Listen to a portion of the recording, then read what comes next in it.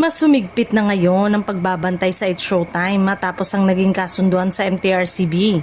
Inatasan ng pamunuan at mga network na nagpapalabas ng programa na magtalaga ng isang opisyal na tututok sa bawat live airing upang matiyak na hindi na mauulit ang mga eksenang naging dahilan ng mga reklamo mula sa mga manonood.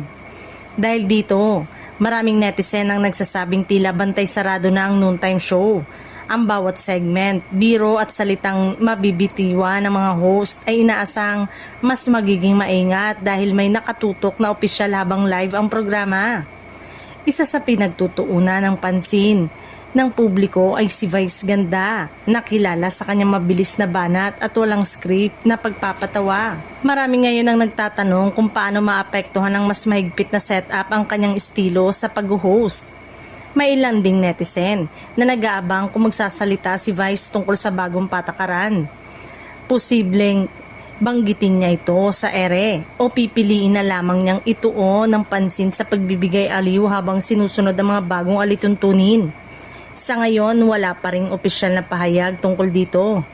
Habang wala pang reaksyon mula kay Vice Ganda, patuloy namang nakaabang ang publiko sa mga susunod na live episode ng It's Showtime. Marami ang umaasang mananatili ang saya at natural na karisma at samahan ng mga host kasabay ng mas maingat na pagsunod sa mga itinakdang patakaran.